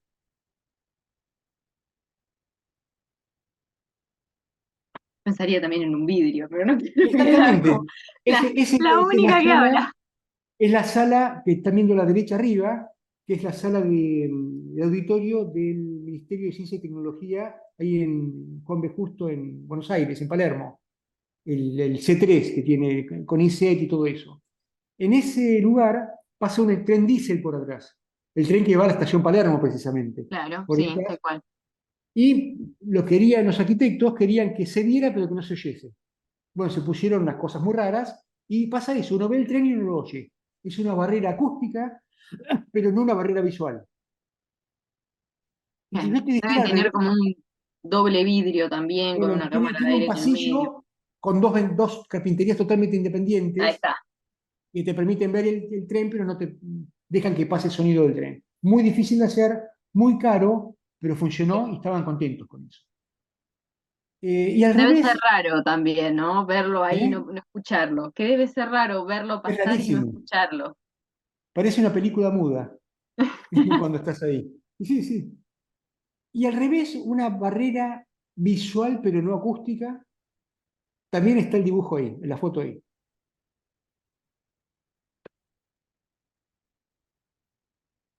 La de la izquierda, La carpa, exactamente. Una carpa, capaz. uno, si hay un recital de rock ahí adentro, eso no para nada. Escuchás todo No. afuera, pero no ves nada. Entonces, en este caso, tenemos la situación exactamente contraria. Se oye Igual, sí. todo, pero no se ve nada. Obviamente, estos son dos casos extremos. En la arquitectura normal hay situaciones intermedias. Por ejemplo, yo tengo un departamento y al lado vive, en la unidad lindera, vive otra familia, otra gente. Si la pared no es, obviamente la pared no permite la comunicación visual, no lo veo mi vecino, pero si la pared es de un material poco aislante o muy finita, voy a oír lo que está pasando de aquel lado. Entonces, bueno, sería una barrera acústicamente mala, no cero, pero no muy buena. Por eso que hay tantas normas que dicen que cuando uno hace una pared que divide unidades funcionales, tiene que haber un aislamiento acústico mínimo de tanto. Lo dicen las normas IRAM, lo dicen las leyes, la 1540 de Buenos Aires, por ejemplo, o lo dicen todos los criterios de certificación, LEED, WELL, EDGE, Fitwel y todos los que andan por ahí, que hay un montón ahora. ¿Por qué? Porque si no, va a ocurrir que no voy a vivir de modo cómodo en mi casa, oyendo al vecino o con el vecino oyendo lo que yo hago. Y acá viene el gran problema de la construcción moderna en las ciudades. Vivimos todos apiñados en lugares muy, muy pequeños, con otra gente muy cerca de nosotros. Y en general, la construcción tiene que tener un estándar acústico alto para que la gente se sienta cómodo en el lugar de vida. Hay un experimento muy gran, muy lindo que se hizo en Francia en la década del 90 del siglo pasado. Unos estudiantes de la Universidad de Grenoble, en Francia, hicieron un estudio con gente que a principio de año iba a alquilar o comprar departamentos o casas. Generalmente estudiantes, porque Grenoble es una ciudad universitaria en el sudeste de Francia. Entonces les preguntaron si qué cosas habían tomado en cuenta para alquilar o comprar ese lugar, ese espacio, ¿no? Esa vivienda. Y le hablaban de, le gustaba el lugar, la cercanía del transporte, cerca del trabajo que tenían o de la universidad, las buenas carpinterías, la buena luz, estar lejos de las tres pestes y esas cosas. Las tres pestes eran jardines de infante, pescaderías y pompas fúnebres. Que eran lugares que no me gusta estar cerca. Bueno, pero nadie hablaba de acústica. Al año se hizo la misma encuesta con esa misma gente, se le había tomado los datos, habían vivido un año en ese lugar, y preguntaron, ¿está conforme con el lugar? De la gente que no estaba conforme, que era bastante grande la gente no conforme con los lugares, el 60% no estaba conforme por acústica. O sea, algo que no habían tomado en cuenta, pero que en el día a día se había hecho muy importante. Porque, obviamente, si vos no podés ver televisión de noche porque el vecino te golpea la pared, no estás cómodo. Y si el vecino hace ruido y vos querés dormir, tampoco estás cómodo. La cuestión acústica, entonces, es muy importante para la vida urbana moderna, pero por una cuestión de educación no está en el foco de la gente cuando elige cosas. Se da cuenta después. Y ahí estamos todos en ese barco. Los acústicos, los arquitectos, los urbanistas, que tendríamos que colaborar con la educación de la comunidad en este punto. Por esto y por lo que decía Serena antes, nos estamos arruinando el oído con el uso inadecuado de auriculares, con el uso inadecuado de sistemas de amplificación y demás. ¿Mm? Y un caso, y este es el tercer, cuarta foto, la de la derecha abajo, son, por ejemplo, la costumbre actual de hacer edificios enormes con curtain walls, con paredes vidriadas. Son tremendas. O sea, si están Terrible. bien resueltas, andan bien. Y si están mal resueltas, sobre todo para vivienda, no para oficinas, es muy difícil parar el sonido en un curtain wall. Les voy Ujú. a contar una anécdota, ya estamos medio en tiempo, así que voy a apurar. Una anécdota que nos pasó con Rafael Sánchez Quintana, mi colega histórico, digamos, de acústica, un gran acústico, una gran persona, Rafael, que ya está retirado. Una vez nos llamó un equipo, un estudio de arquitectura muy importante de Buenos Aires, con un edificio hecho en un lugar muy caro de Buenos Aires, con muchos dólares por metro cuadrado de costo, con la gente que estaba empezando a habitarlo. Estaba ya terminado el edificio y estaba empezando a habitarlo. Nos dijeron hay algunos problemitas acústicos. No voy a nombrar a quiénes son estas personas, pero no importa tanto quiénes son, sino lo que ocurrió. Y nos dijeron que vayamos, fuimos a ver la obra, fuimos al cuarto piso, que estaba deshabitado todavía, y en el quinto tampoco estaba la gente, los ocupantes. Entonces le dice el arquitecto jefe del estudio, le dice a uno de sus arquitectos del equipo, Tito, anda al quinto. Nos quedamos en el cuarto y al rato escuchamos, hola Carlos, ya estoy, ¿qué querés? Desde el quinto, como si estuviera casi en el cuarto. Eh, Pasaba todo por el curtain wall. Lo que pasa es que el curtain wall era parte de la arquitectura que le vendió la gente este estudio. ¿Qué había que poner ahí? O una segunda pared de vidrio adentro, de losa a losa, enorme, muy gruesa, o una pared. Con lo cual, lo que les vendieron no era cierto, comiéndose medio metro de De largo. interior, que no es Exactamente. poco. Nosotros salimos corriendo de ahí. Yo creo que si nos tomaban el tiempo, bajábamos el récord de Usain Bolt, en los 100 metros llanos. Porque es inarreglable eso con una cosa medianamente lógica Sí. arquitectónicamente hablando. ¿Por qué? Hay que Porque no se tomó en enfrentarlo con cuenta mucho la presupuesto. acústica, no se tomó en cuenta la acústica en el diseño. Y Tal eso es lo cual. que no tienen que hacer ustedes. Cuando hagan una cosa y tengan dudas sobre el tipo de tecnología, consulten. No cuesta nada y evitan. Yo no sé qué terminó eso. Yo supongo que va a juicios por todos lados. Pues si compraste un departamento, $2.500 el metro cuadrado, y oís todo tu vecino, querés matar al No, arquitecto. es increíble. No, en Querés ese matar al sentido, arquitecto.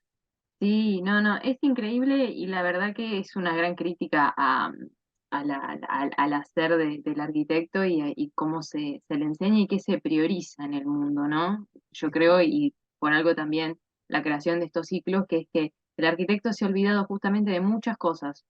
Y hoy en día, la verdad es que mal formado así, prioriza otras cuestiones como la cantidad de metros cuadrados a construir y cuánto cotiza eso, cuando justamente se termina transformando en estos problemas.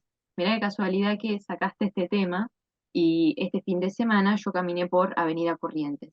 Avenida Corrientes a la altura de Uruguay ¿Mm? tiene un edificio en Corting Wall que al mismo tiempo tiene una característica que el edificio se hunde y tiene una onda así. Es una bestia. Desde que yo me he venido a Buenos Aires, que hace 8 años lo están construyendo, todavía no está habilitado, sigue sin estar habilitado, tiene todo el Corte Ingual hecho. ¿Cómo les explico el efecto lupa que hace ese edificio con la calle? Ah, Pasás claro, por el claro, claro. frente y te prende fuego. Y te lo digo en serio, Gustavo, te prende fuego.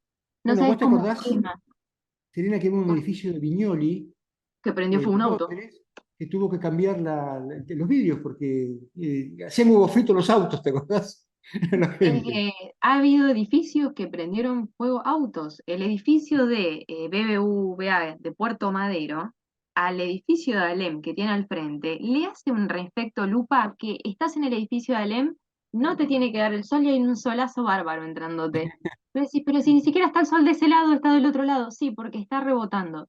En ese Claro. sentido es increíble Yo no sé si justamente tiene que ver con un tema de falla y error hasta que el humano aprenda que justamente hay ciertas orientaciones y ciertos ángulos que ese tipo de edificación no puede estar ahí justamente por eso. No es lo mismo que rebote contra una pared que tiene un revoque blanco que contra un curtain wall que te está haciendo literalmente un efecto lupa en el piso muy grande y se nota. Les digo que si pueden, péguense una vueltita por Corriente y creo que a la altura de Uruguay se van a dar cuenta, pues es el único edificio que es diferente a todos. Paso Eh, siempre por ahí, lo voy a mirar, porque nunca lo vi, pero lo voy a no, mirar. agarrá el momento en el que está la peatonal habilitada, porque no se da en la calle del lado del edificio, se da en la calle del vecino, del frente. Cuando esté habilitado para caminar, camina por ahí. Te vas a dar cuenta que hay un reflejo en el piso porque todo le da sombra a ese lado y le tiene el reflejo del edificio del otro lado. Vas a ver un manchón de luz que no vas a entender de dónde sale en tanta sombra. Es el edificio haciendo reflejo. Párate, te juro que hay un cambio de temperatura abismal. Yo estuve 2 segundos y te quema. Te juro que te quema. El Más restaurante que está al como viene la frente, cosa del sol últimamente, va a estar terrible eso. no, terrible. El restaurante que está al frente no puede poner las mesas ahí porque la gente no se puede sentar. Y te digo algo, decí Dios gracia que por corriente uno no puede estacionar. Pero si estuviera un auto estacionado sería una tragedia también porque es una temperatura la que levanta. Yo creo que tiraba un huevo y se hacía frito enseguida. Me sorprendió Sí, sí, porque sí. nunca lo había vivido como fenómeno de verlo. Me llamó mucho la atención. Y el tema de la Busquen, acústica, terrible también. la acústica no la elabora nadie, salvo gente con alguna cultura, y busquen el caso de Viñori, que es exactamente el mismo en Londres, que hubo un caso, hubo muchos problemas con ese edificio, que focalizaba como vos decís, ¿no? Bueno, la idea es ahora finalizar qué pasa cuando ponemos todos juntos. Entonces, vamos a ver estas cavernas, que fueran las primeras eh, salas de concierto, se encontró una Una flauta. flauta en esa caverna hecha con un hueso de buitre, que se ha tocado incluso en un concierto. No esa que es un objeto precioso a nivel antropológico, sino una imitación, una copia moderna, tal cual, y da notas como una quena moderna, digamos, o sea que es muy parecida a un instrumento de la actualidad. Y esa flauta se montó en esta caverna que yo le había mostrado antes, la de Hollenfels, que tiene un tiempo de reverberación de 2 segundos, casi como el Teatro Colón.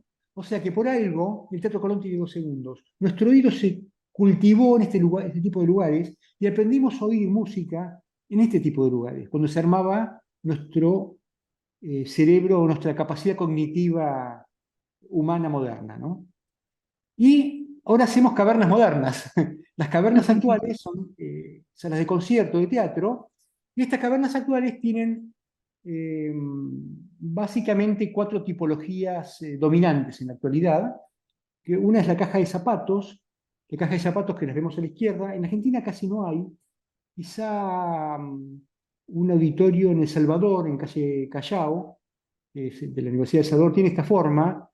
Quizá algo parecido sea el Auditorio Juan Victoria en San Juan, pero tiene la platea en pendiente y las cajas de zapatos tienen que ser más o menos plana la platea, pero son salas que aparecieron después de la Revolución Francesa, cuando se ocuparon los viejos palacios de baile y de fiestas de los nobles para Ujú. hacer música popular, música de la gente.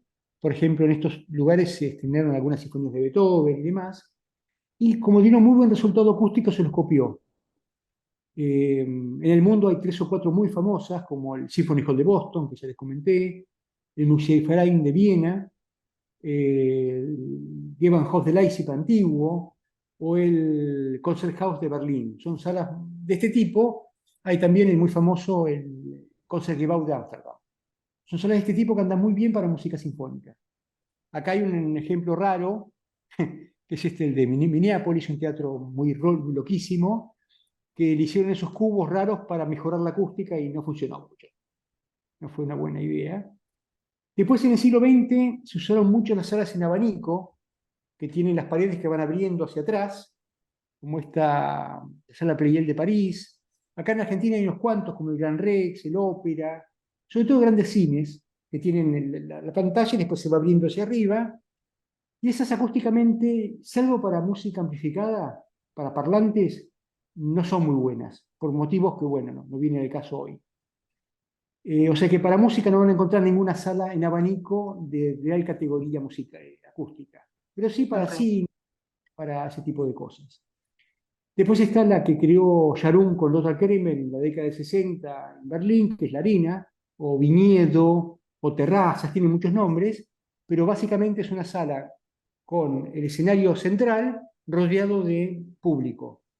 Más allá de que acústicamente son salas buenas, tienen lo lindo de poder ver a los músicos de todos los ángulos.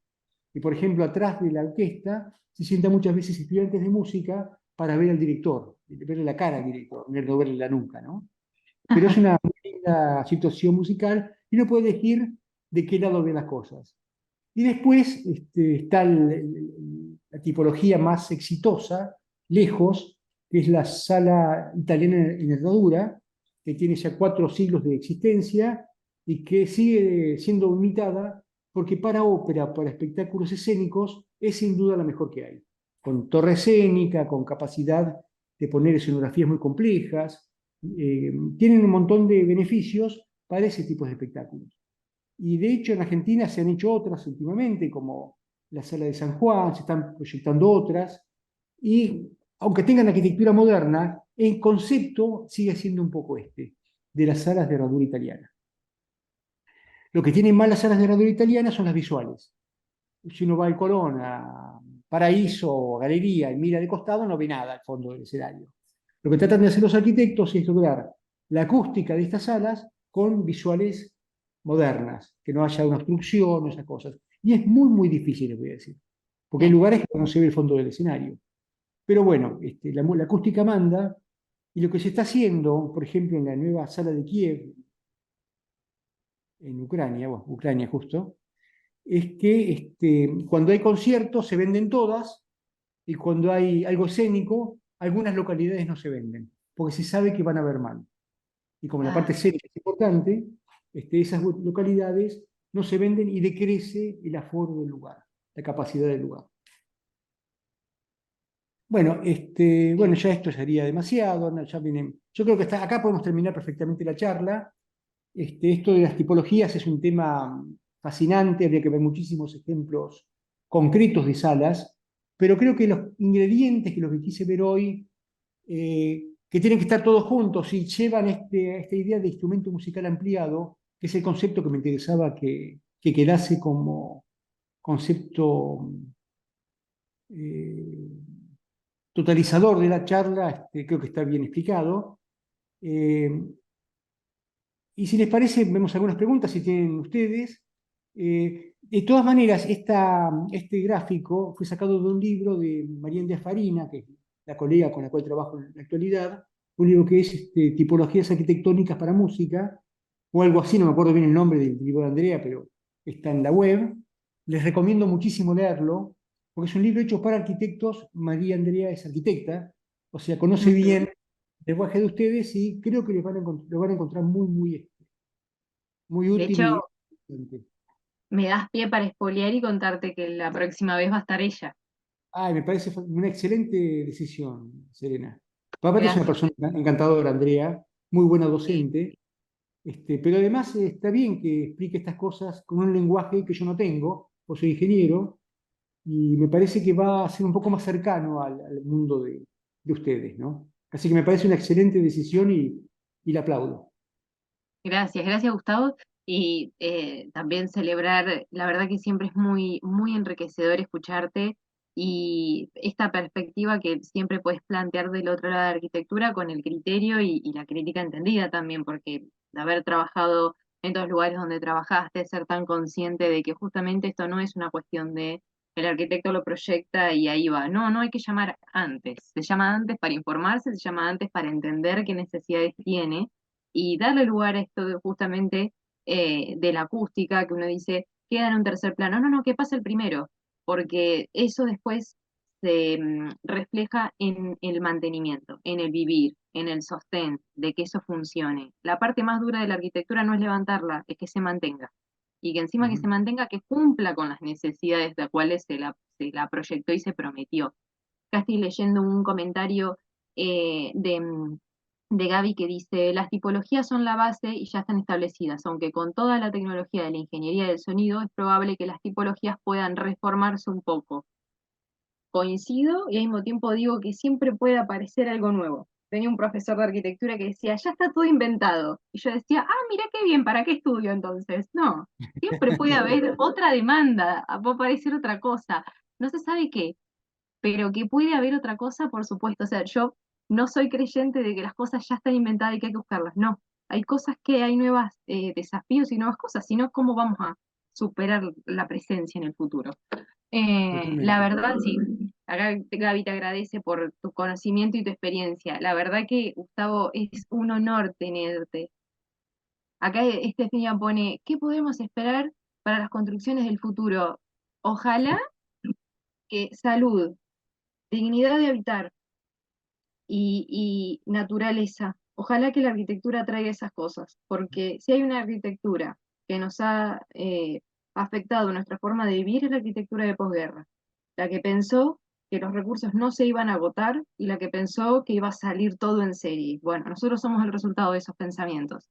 Los recursos se agotaron y hay ciertas cosas con las que no vivimos bien, como estas hermosas cajas de zapatos que habitamos uno arriba del otro, que son ciudades superpuestas y que tenemos que ser conscientes del arriba, del abajo, del costado y del otro lado, porque en el pulmón del otro lado hay otra persona también. Eh, y el Yo tema de la quisiera contestar, acústica, Serena, sí, el comentario de la chica anterior y tuyo sobre las tipologías que ya estaban más o menos plasmadas. En la actualidad están apareciendo muchas cosas nuevas porque la computadora permite jugar muchísimo con formas nuevas, plantas nuevas. Y por ejemplo, en Buenos Aires, la ballena azul del Centro Kirchner es una tipología que no corresponde con ninguna de estas cuatro. O es en todo caso una cosa diferente que funciona acústicamente como funciona porque pudo ser calculada por computadora y por un método de lógica borrosa o lógica difusa. O sea que no piensen que solamente estas cuatro tipologías nos atan al pasado. No, estamos creando continuamente nuevas cosas, pero las cuatro tipologías serían como los estándares a los que más se recurre cuando se diseña una sala. En el mundo, no solamente acá. ¿qué tipologías vendrán? No sé. Que Te puedo muchas. contar la de la ballena, te puedo contar otras más, pero en realidad en la actualidad cada arquitecto y cada diseñador se ponen de acuerdo para encontrar la tipología que más les gusta. Y quizá en la actualidad hace un cambio de método. Antes, ¿qué pasaba? El arquitecto te daba una arquitectura y uno la probaba y la modificaba hasta que anduviese. En la actualidad se puede diseñar desde el oído de cada oyente. O sea, que la arquitectura sea un emergente de lo que oímos. Invertir un poco la dirección. La ballena fue hecha de esa manera, invirtiendo la dirección de diseño, partió de la acústica y dio una arquitectura que emanaba de la acústica. Porque claro, trabajamos con arquitectos muy amplios y les agradezco muchísimo eso. No siempre es tan fácil. Hay otra consulta de Lili que dice, me interesa tener referencias sobre música del paisaje. ¿Qué bibliografía se puede consultar? Bueno, el clásico es el que yo les contaba de Murray Schaffer. Es viejísimo, de 1968, pero ahí están los ingredientes. Después el libro de Blessed y Salter es excelente, el otro que les comenté, Los espacios hablan, está usted escuchando en inglés. Y hay tres o cuatro libros de arquitectura de paisaje modernos, uno de Pablo Coan. Pablo Coan es un argentino que trabajó en Chile y está en la actualidad en Córdoba, que editó ese libro como consecuencia de su tesis doctoral. No me acuerdo el nombre en este momento, me agarrás sin preparar, pero Pablo Coan, Kohan, que van a encontrar un trabajo muy lindo. Y de igual, si no busquen en internet, hay unos cuantos libros interesantes y hay muchas páginas de internet sobre arquitectura del paisaje, que es parte de la arquitectura moderna. Si van a, por ejemplo, toda la arquitectura verde o la naturación urbana de Malasia, de todo el sureste asiático, que es muy fuerte el uso del verde en las ciudades, ellos tienen mucho desarrollo de paisaje acústico, porque lo integran dentro de lo que decía Serena, el futuro del paisaje urbano, el futuro inmediato del paisaje urbano. Están trabajando mucho en ese sentido. Acá eso todavía no ha llegado, pero bueno, esperemos que sí algún día, ¿no? Ojalá, sí. Ojalá. Pasa que ellos no Eh, tienen terreno, Serena. Son mucha gente en lugares muy chicos. Acá tenemos terreno para hacer dulce. Si estuviéramos bien distribuidos, no lo estamos, ese es el problema. no, exactamente. No, no. Tiene serias críticas la ciudad de Buenos Aires, en especial por la magnitud que maneja y la cantidad de gente que la habita y que la trabaja, que no vive en Buenos Aires, pero tiene que ingresar. Sí, claro. En ese sentido sí está abismal. Es es hermosa como ciudad, pero tiene sus falencias. A mí lo que siempre me impresionó de cuando me vine a vivir acá es el hecho de que uno va caminando por una cuadra, hace 2 cuadras y cambia totalmente todo. Tenés como sublugares así que eh, vos vas caminando por Santa Fe, llegás a Córdoba es otra historia, llegás a Corrientes es otra historia, seguís bajando es otra historia. Y tiene un entrecruce de multicultura que es increíble en ese sentido. Bueno, que la arquitectura, por supuesto, también lo expresa, ¿no? Tenemos cuadras con muchas moles diferentes y muchas cosas intentando convivir en lo mismo. Que en Pero mi caso estoy en el mejor de los mundos, porque vivo en La Plata, que es una ciudad muy vivible, además de tener estudiantes, por supuesto, y vengo muy seguido a Capital y la disfruto sin sufrirla. O sea que es claro, una buena La Plata combinación. tiene un fenómeno increíble, que es el siguiente. Es una de las pocas ciudades que ha sido proyectada de inicio. Sí, sí, La totalmente. ciudad de Buenos Aires crece a partir del asentamiento de la población. Por eso tiene esas ramas y esas cosas que a veces como que no enganchan muy bien en la trama urbana. La ciudad de La Plata es magnífica por una cuestión de que es una planta popular. Mm, Todos tienen acceso a un punto verde a muy pocas cuadras. La diagonal y las diagonales que hacen a su flexibilidad y a su higienismo también, porque tiene un tema de circulación de aire al mismo tiempo, que no es menor. Y por otro lado, que es una ciudad que se ha conservado a lo largo de sus 183 años, creo que cumplió hace muy poquito, tal cual. Sean edificios que se han movido, como fue el edificio que antes estaba en la avenida 53, el teatro, y Sí, el sí, Teatro sí. Argentino ahora está en otra avenida, No, pero es y reconstruido, casi lo mismo, sí, sí. Muy poco, muy pero poco. muy poco lo que se ha movido en lo que ha sido proyectado. Entonces también es eso, como no tenía necesidad de pensarse en el asentamiento, porque ya estaba pensado, puede conservar esa estructura. Además, por supuesto, de que tiene todo el público estudiantil y que tiene esa cosa de que es una ciudad moderna y al mismo tiempo un lugar de pueblo. Eso me Sí, encanta. sí. Yo Es muy cuando voy lo vivible, disfruto mucho. es muy vivible. Muy, sí, sí, sí, Bueno, sí, totalmente. si no hay más preguntas, terminamos acá. Me parece que esta charla continúa perfecta con la de Andrea. Así que prácticamente las podés engarzar y hacer una sola cosa. Yo terminé con Me una imagen encanta. del libro de ella. Me encanta, me encanta, me encanta. Qué lindo. La verdad, muchísimas gracias. De verdad, Gustavo. Un honor tenerte y siempre es hermoso compartir con vos este espacio. Yo ahí en el chat les dejé la charla anterior que estuvo dando Gustavo en arquitectura y música, extraordinaria también, la pueden buscar. Y esta charla mañana o más tardar el lunes está publicada también en YouTube. Así que, Gustavo, gracias. De verdad, muchas gracias por tu tiempo y tu sabiduría, que en serio es un placer escucharte, de verdad. Bueno, no me cortes ahora, Serena, que quiero ver lo que dicen los chicos en el chat. No, no, Estoy no, viendo, lee recién tranquilo. entré, pero preguntas no hay más, ¿no? Nuevas no hay, o sea, las he leído. Ah, perfecto. Bueno, entonces no quedó ninguno con una pregunta sin contestar. Bueno, buenísimo, Serena. Gracias por estar acá. Un placer estar con ustedes. Serena es una excelente anfitriona, así que me sentí muy cómodo, como siempre. Y bueno, seguiremos nuestra vida con nuestras cosas. Ya nos encontraremos de nuevo, seguramente. Y que nos encuentre estas interdisciplinas que causan tanto placer, de verdad. Perfecto. Bueno, chao a todos. Muchísimas gracias, que estén muy bien. Nos vemos próximo jueves con otro ciclo de arquitectura y teatros. Gracias por estar.